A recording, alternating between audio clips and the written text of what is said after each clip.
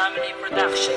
Ang ating bayan, ilan to kakalag sa pagkagapos. Halos lahat tayo alipin ang magkahikahos. At tapos lahat tayo ay pawang biktima ng ating mga gawang katumbas ay 15. Kaming mga kabataan ay waring nakakulong. Di naman kami adik, ngunit bakit parang lulong? Sa binubuga ng pabrikang dulot ng pagkalason. At may itatama mo pa ba ang naganap kahapon? Hindi namin makita ang tunay na simbolo. Ang pagmamahal sa kalikasan ba ay simbolo ng isip ko't isip mo, ng isip nating lahat? Sinong dapat nasisi, hindi ba tayo rin lahat? Tayo rin ang responsable, sinong irresponsable? Bakit itong posible ay nagiging imposible? Kailan ka ba kikilos para maisalba?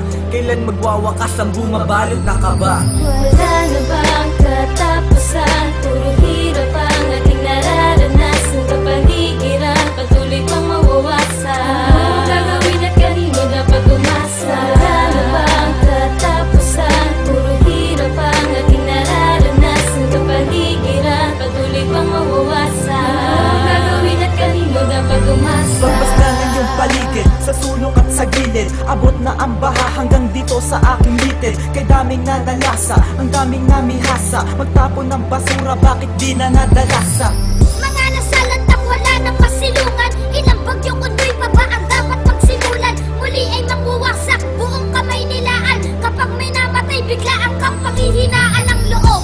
Ano ay binabalot ng bagabag? Inanot ang lahat, ang natira na lang ay papan. Ito ay nagmula pa sa ting mga ninuno. Ang aral na itinawid sa ting mga pinuno. Putulin pa ang puno, sino nagpasimuno? Ito ang pangungusap kung parang walang sinuno. Parang isang krimen, di mahanap ang hustisya. Walang ibang kasangkot kundi ang mga pulisya. Wala na bang katapusan? Puro hirap ang ating nararanasan. Kapaligiran, patuloy pang mawawasan. Anong gagawin at kanino dapat umasa? Wala na bang katapusan? Puro hirap ang ating nararanasan. Kapaligiran, patuloy pang mawawasan. Anong gagawin at kanino dapat umasa? Nagtatapon sa paligid ng iba't ibang basura. Ilibot mo ang iyong mata, ano na bang itsura? At itim pa rin ang ilog, di na nabalik sa dati. Di na magbabago to, idaan man sa debate. At tirik pa rin ang lupa na gumuhulong sa bagyo. Walang ibang balita dyan sa TV at sa radyo. At maging sa mga dyaryo, ano ba ang sinasabi? Ang kalamidad na to,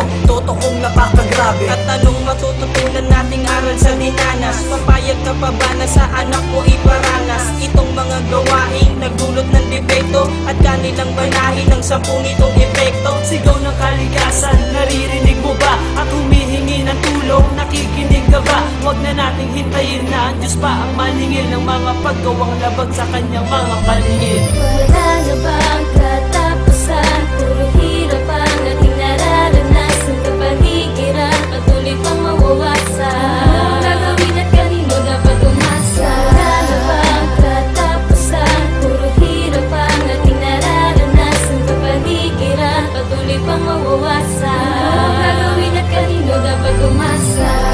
Kailan pa ba mabibigyan ng kasagutan kung ang bawat tao ay nagkakasala sa ating lipunan? Kailan pa ba magkakaranas ng ginhawa kung ang bawat isa'y walang pagmamahal sa kapaligiran? Kailan pa ba mabibigyan ng kasagutan kung ang bawat tao ay nagkakasala sa ating lipunan?